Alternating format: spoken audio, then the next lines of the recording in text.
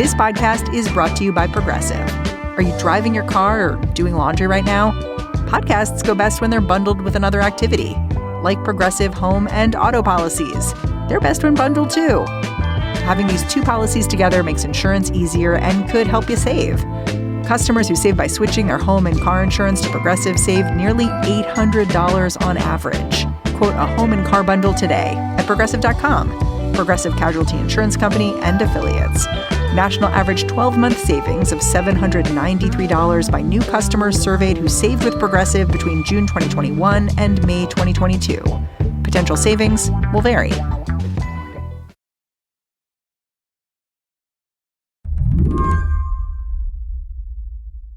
All right, spoiler alert. Tomorrow, when the Republican Party hosts its fourth and possibly final presidential primary debate, I'm pretty sure I know who is going to win. Mark this down. It's going to be Nikki Haley.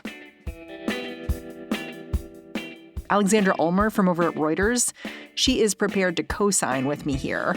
She says these debates, as chaotic and strange as they've been, they're where long-shot candidate Nikki Haley has been able to shine. In fact, that's what kind of propelled her, near-dead campaign kind of up and turned her into possibly the main challenger for Trump. Did you say near-dead campaign? I mean, it was, she was languishing at 3% in the polls for a long time, and it was kind of an afterthought for most people. And it's the debates that you're saying supercharged her a little bit, or charged her. Yeah, absolutely. I think that's what kind of showed her in command and, kind of a level over some of the other candidates. In case you missed it, here's a little taste of why Nikki Haley is winning in this particular arena. This is exactly why Margaret Thatcher said, if you want something said, ask a man. If you want something done, ask a woman. Just listen to the crowd going wild. They are loving this sassy lady performance. But Haley's there to talk policy, too. She is as hawkish as Republicans go these days. In fact, Vivek Ramaswamy, one of her fiercest rivals, accused her of being Dick Cheney in 3-inch heels. Governor Haley, would you please answer that? Yes, I'd first like to say they're 5-inch heels, and I don't wear them unless you can run in them. The second thing that I will say is I wear heels. They're not for a fashion statement. They're for ammunition. I don't even know what that means, but it is very snap, snap, snap.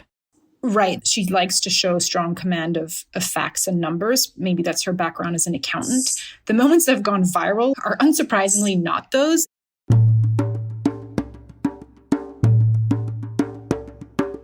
Here's a question. Does it matter if Nikki Haley wins this debate? I think the jury is still out. I mean, the debate has shifted the entire narrative for Nikki Haley, and she's now the main Trump alternative. But she's still second choice. Right. Today on the show, Nikki Haley is surging. Sort of. We'll talk about how she did it. I'm Mary Harris. You're listening to What Next? Stick around.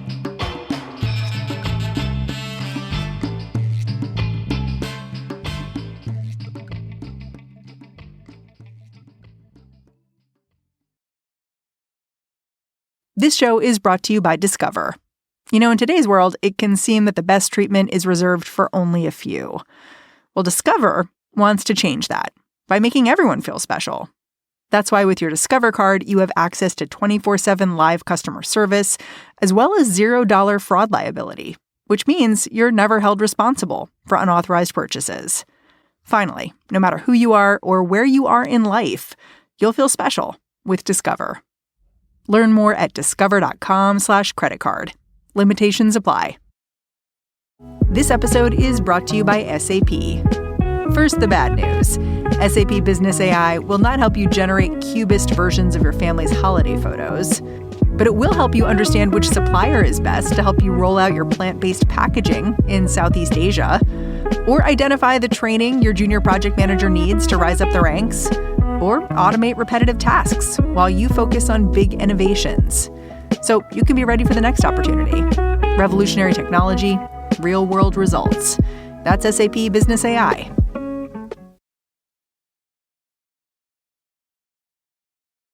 Alexandra Ulmer is not just covering the horse race when it comes to the 2024 presidential field. She's following the money, talking to big Republican donors about where they're placing their bets. And that is why she's been paying so much attention to Nikki Haley. It's not just that she's dominating at the debates or edging out Ron DeSantis in the polls. She's also raking in the cash, more than $11 million fundraising dollars in the third quarter of this year. I think Nikki Haley has been excellent at cultivating a lot of the Republican donor class for years now. She's had big support when she was UN ambassador and took a really strong line defending Israel, which I think, is a top priority for many Republican Jewish and non-Jewish donors. So I think she's very well known in those circles. So once she started getting, as you say, wind in her back, donors were very keen to jump in. Nikki Haley entered the race in February. She's been in this a long time.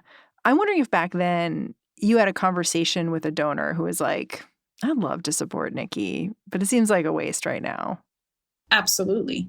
The thinking was just, well, she's not going to be able to take on Trump. DeSantis is a Trump killer because he has MAGA bona fides and he can win over those folks in a way. Haley, who's a much more of a conventional, foreign policy hawk Republican, cannot. I think someone put it that she's a really good political athlete, which I thought was a good phrase. That is a good phrase, and kind of a marathon runner, I would say, in this case. I would characterize her as being very disciplined and focused. She's a pretty tireless campaigner, and she's been out since February talking to voters and hosting events. And her team was always kind of quietly confident that she would have a standout moment at the debates. And that's kind of exactly what happened. And, she's been very careful with her message. She has slowly started to ramp up her criticism of Trump, but it's still mild. And her kind of go-to phrase is, Trump was the right president at the right time, but he no longer is. I think a lot of his policies were good. We all benefited from that. I do think he was the right president at the right time. I don't think he's the right president going forward. Why? Think about it. Chaos follows him. Everywhere he goes, chaos follows him. She's trying very hard not to alienate his supporters. You've said that Haley's been really strong on the debate stage.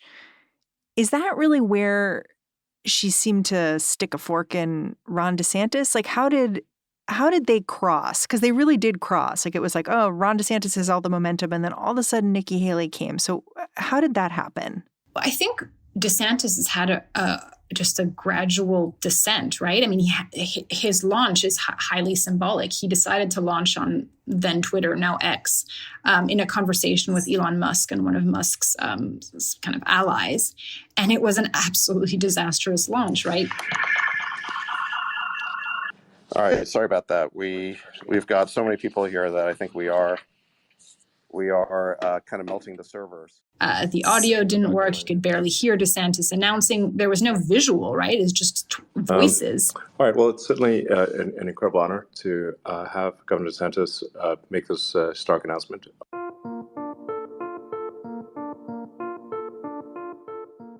Are you there? Can you hear us? I think you.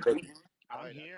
And then the campaign had this, pretty awkward and frankly incorrect spin on it that we broke the internet because so many people were trying to get into this Twitter Spaces and hear what I had to say. And I think that in some ways was a pretty ominous launch, right? Yeah, and he didn't get any boost for it. He only got kind of mocking coverage. Yeah, you've highlighted how DeSantis has really kind of mucked himself up, kept having these egregious displays of awkwardness. Are there others that stand out to you that you remember? The one that always comes to me is that moment in Iowa over the summer where he walks out at a rally and a little boy is eating an ice cream or a slushie. Oh, what is that? An icy? And, he's trying to be conversational, but what he ends up saying is, yeah, that's probably a lot of sugar, huh? And it was captured on camera. It's just pretty awkward. So I actually can't remember a day where DeSantis had a really good positive campaign day until Iowa's governor, Kim Reynolds, endorsed him recently. And I think that's a real telling sign because we were all waiting for the DeSantis bump after he finally launched. And not only was there no bump, But there's this gradual kind of downward slope until he just has this aura of a loser at this point. So DeSantis flails, Nikki Haley's there. I want to talk a little bit about who she is policy-wise. I know you've said she's a real hawk. Obviously, she's with the UN for years. I want to focus in on one topic if we can, just because I think there's been a lot of ink spilled about it, which is Nikki Haley's approach to abortion and how she's spoken about it and what it says about her as a candidate. Can you just talk me through that a little bit? Because abortion's been such a salient issue to voters for the last couple of years. So I think it's important to understand how she thinks about that and whether she really is doing something important in terms of modifying or changing how Republicans are seen when it comes to abortion. So Nikki Haley has spoken about consensus around the issue of abortion, and she typically brings in her personal story when she does that. The fact her husband was adopted, for instance, his biological parents did not go through with an abortion, and she's talked about that pushing for a national abortion ban has no chance of passing Congress, and that her fellow Republican contestants are, kind of fooling the public by promising that. She says she personally supports very restrictive abortion measures, but that she would want to have more of what she calls a consensus approach. It seems to me like a kind of, it's practical. It's saying like, listen, guys, we don't have the votes here. Which is not to say I'm not with you, but hey, like we're in a democracy, so we're going to have to deal with the fact that the public doesn't seem to want this right now. Yeah, I think that's absolutely her approach. I think the criticism from her rivals is that just trying to have it both ways. And DeSantis has chosen to really go into the MAGA lane and try to peel voters away from Trump, which has so far not succeeded. Haley's approach has been very different, as exemplified by her position on abortion. It's much more to be a consensus, more moderate candidate, while still trying to cater to some elements of MAGA. For instance, she calls for bureaucrat term limits in Washington. For instance, part of tapping into that kind of MAGA distrust of the quote unquote deep state. Yeah, it's interesting because I look at her approach to abortion and I'm like, actually, what's notable about it isn't what she has to say about abortion, because it's really clear where she stands on abortion. She's incredibly pro-life. It's more what she says about how to make laws and how to push an agenda forward, which seems rooted in a more traditional American consensus building approach, which is an important detail. Absolutely. And it's also kind of a results-oriented approach, right? Whereas I think Trump has a very different approach to how he sells what he would do and what he did do the last 4 years. And Haley is trying to kind of bring it back towards a more, as you say, practical and results-oriented pitch. It remains to be seen how many Republican voters are really keen on that kind of specific policy pitch versus embracing more of a almost kind of tribal affiliation with the MAGA movement. Last week, Nikki Haley's name was in the headlines because she got this endorsement that's been seen as pretty important from Charles Koch and his group, Americans for Prosperity Action. Can you explain why that's important and what kind of difference it could make? Yeah, so the Koch network has been hugely influential in conservative politics for many years. Charles Koch is a libertarian, and he has a kind of network of donors who donate through his organizations for different causes. That network has lost some power in recent years, mostly because they sat out 2016 and 2020. They're not fond of Trump. And so now they're kind of trying it all to get Nikki Haley to be the Republican nominee. Do they have the money to do that? So they have not spelled out the details of how much money is actually going to go towards bankrolling Nikki Haley's campaign. They have been spending for months now in an anti-Trump campaign in different early voting states. Essentially, a lot of the ads feature two-time Trump voters who say they're ready to move on. They're kind of soft ads. not criticizing Trump that heavily, just targeting those maybe Trump voters who are open to an alternative. Now there is an alternative. It's Nikki Haley. He doesn't have a choice. He's going to have to go to trial. He's going to have to do these things, and the Democrats are going to have a field day with that. It just worries me, and we get focused on what was and what happened instead of what can be. We want to put a good candidate out there, somebody that's electable. That's first and foremost the goal, not rehashing the past. Winnet Backpack is responsible for the content of this ad. The symbolic value of this is that now, after the Koch endorsement, it really does seem like Nikki Haley is the Republican establishment's candidate. Now she's going to have access to a really big ground game. And that was her weak point. DeSantis has had a really strong ground game, especially in Iowa, thanks to his super PAC Never Back Down for a while now. You mean like field workers and direct mail operations? Door knockers, all that stuff. What's interesting to me about Koch landing on Haley as the endorsement here is that she hasn't necessarily been aligned with their priorities publicly. Like, as you said, she's a hawk, and that's not been their interest. She criticized the U.S. withdrawal from Afghanistan, but, the Koch network has been campaigning for that for a long time. So is this a real compromise for them? Yeah, that's a really great question. She is not a libertarian, and this is definitely a shift. I mean, what I understand from several sources is that they were pretty set on endorsing DeSantis, or had the expectations that they would eventually endorse DeSantis, but became disillusioned as his campaign lost steam. And they were particularly displeased by his fight with Disney. As libertarians and kind of business first organization, they really didn't like that. And so he gradually lost standing in their eyes. But what they have drummed in over and over is that electability is really crucial to them. So I think, fundamentally, they saw the polling and saw that DeSantis, despite having all the money and all the organization, has just been tanking in the last few months, thought he can't do it. The Koch network has a really strong national network, and they also have a lot of influence. So other donors are probably going to come on board after the Koch endorsement. The fundamental question is, does it matter if Nikki Haley gets more donors, right? If the voters still love Trump. When we come back, the path to victory, which does exist for Nikki Haley.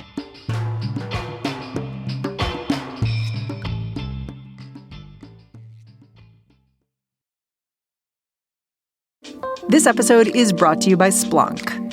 You need to keep operations humming around the clock, but potential disruptions are everywhere. Splunk helps you predict problems and find and fix issues fast, so you can reduce risk and ditch downtime. The world's largest enterprises rely on Splunk's unified security and observability platform to become more efficient, resilient, innovative. With Splunk, you can react quickly, evolve faster, and be ready for anything. Stay ahead of disruptions. Learn more at splunk.com/resilience. This podcast is brought to you by Progressive Insurance. Hey, listeners, whether you love true crime or comedies, celebrity interviews, news, or even motivational speakers, you call the shots on what's in your podcast queue, right? And guess what? Now you can call the shots on your auto insurance, too. Enter the Name Your Price tool from Progressive. The Name Your Price tool puts you in charge of your auto insurance by working just the way it sounds. You tell Progressive how much you want to pay for car insurance, then they'll show you a variety of coverages that fit within your budget, giving you options. Now that's something you'll want to press play on. It's easy to start a quote, and you'll be able to choose the best option for you, fast. It's just one of the many ways you can save with Progressive Insurance. Quote today at Progressive.com to try the Name Your Price tool for yourself and join the over 29 million drivers who trust Progressive. Progressive Casualty Insurance Company and Affiliates. Price and coverage match limited by state law. Right now at Safeway, earn 4 times rewards points when you shop for participating items with Safeway for you. Shop for items like Frigo crumbled blue cheese, Kellogg's Club crackers, Coca-Cola, all liquid detergent, or Utz chips, and earn 4 times rewards points with Safeway for you. Offer expires January 4th. Plus, get select holiday essentials like gift wraps, bags, holiday decor, lights, and more. Buy one, get one 50% off. Restrictions apply. Promotions may vary. Visit Safeway.com or head in store for full offer details.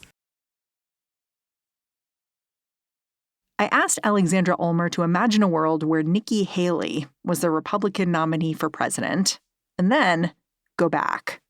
What would it take for her to get there? What is Nikki Haley's path to the White House? There is a path if you squint. That looks like coming in a strong second or third in Iowa, very strong second in New Hampshire, and then possibly the hardest thing of all, winning her home state of South Carolina. Hold it. So you're saying she's probably not even going to win Iowa? No, probably not. It is not a state that's really tailored to her. It's a heavily evangelical state that DeSantis has been working for months, although Trump is still in the lead. I mean, Trump is in the lead in every single poll. Every single poll. I mean, I think that bears repeating. There's certain states that are better and worse for DeSantis or Haley, but Trump is ahead in every single poll, right? So I think that's the headline. But if Haley has a strong finish in Iowa and New Hampshire, and then can win South Carolina, which is going to be tricky because that is really Trump territory, she would then hope for momentum to kind of carry her over to the following states. Momentum does matter, and later states that vote later on can be swayed by what happens earlier. And a lot of these other states have not been blitzed with all the publicity and door knockers and hoopla that Iowa is experiencing right now. So they may not be as aware of Haley. That said, tall order, big mountain to climb. Choose your idiom or expression. It's tough. Yeah, I mean, when I think about Nikki Haley, I think about that old saying about the English monarchy, like you need an heir and a spare. And Trump clearly seems to be the heir to MAGA, and Haley at this point clearly seems to be the spare, which means like the bonus person who's second place. Right. And in this particular case, the heir, Trump, has an unprecedented number of criminal cases hanging on him, right? And that has been the hope of the donor and establishment Republican class, that some exogenous event tied to his legal problems would get him out of the race, right? A conviction, who knows, jail. But that is, we've seen a lot of wishful thinking against Trump for years, and it has yet to materialize. I mean, you can still run for president from jail. That's still possible. I mean, I think that would make things complicated. Obviously, we're in uncharted territory. But yeah, I mean, I just did a story on a donor this week who I interviewed on Tuesday, Bernie Marcus, one of the co-founders of Home Depot.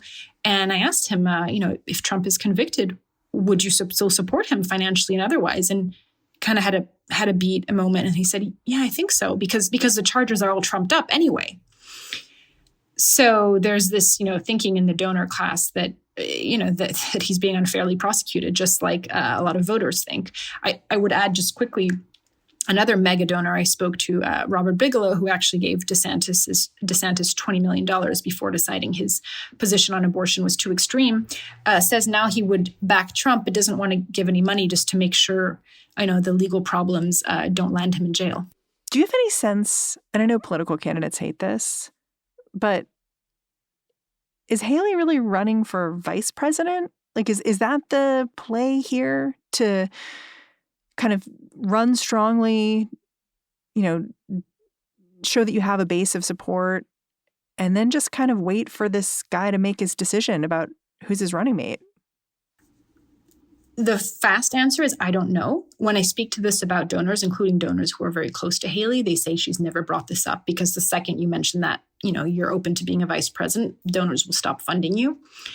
That said, there's increasing acrimony between the two camps. I mean, Trump has been calling her bird brain, and his team even left a bird cage in front of her hotel.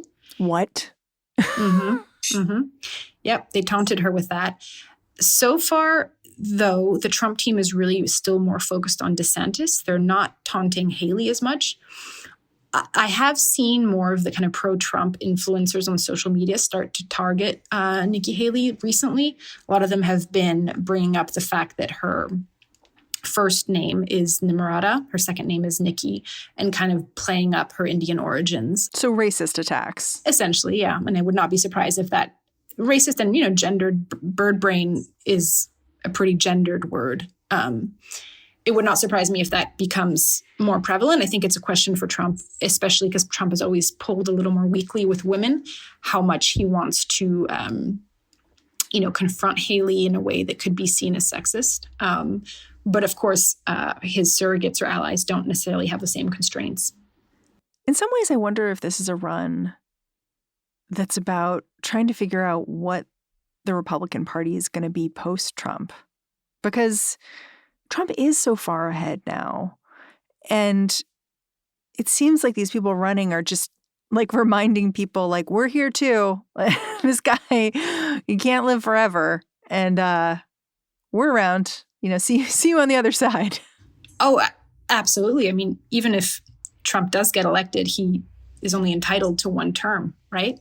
Nikki Haley is in many ways a remnant of the old Republican Party, fiscal conservative, foreign policy hawk, has all the credentials. But the party has shifted enormously, right? The rule of thumb is about, 30 to 40% of the electorate is diehard Trump. And then you have another maybe 30, 40% that likes Trump, but is open to an alternative now. And whatever remains are more moderates who are pretty appalled by Trump and what he's done to the party. But that is a very small percentage, right? And that's why the concern among Nikki Haley supporters is that her ceiling might be quite low because she's more of a moderate Republican, at least as compared to, the MAGA faction. Alexandra Ulmer, I'm so grateful for your time and your reporting. Thanks for coming on the show. Thanks so much, Mary. This was great. Alexandra Ulmer is a reporter at Reuters, covering the 2024 U.S. presidential race. And that is our show. What Next is produced by Paige Osborne, Elena Schwartz, Rob Gunther, Madeline Ducharme, and Anna Phillips. We are led by Alicia Montgomery with a little boost from Susan Matthews. Ben Richmond is the Senior Director of Podcast Operations here at Slate. And I'm Mary Harris. Thanks for listening. Catch you next time.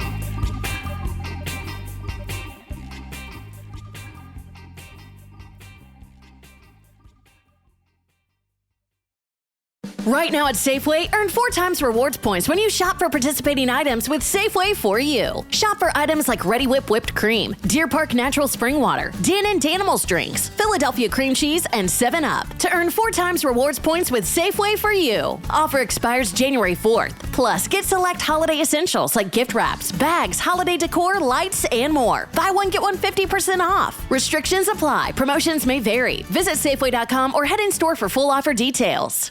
Right now at Safeway, earn 4 times rewards points when you shop for participating items with Safeway for You. Shop for items like Frigo crumbled blue cheese, Kellogg's Club crackers, Coca-Cola, all liquid detergent, or Utz chips, and earn 4 times rewards points with Safeway for You. Offer expires January 4th. Plus, get select holiday essentials like gift wraps, bags, holiday decor, lights, and more. Buy one, get one 50% off. Restrictions apply. Promotions may vary. Visit Safeway.com or head in store for full offer details.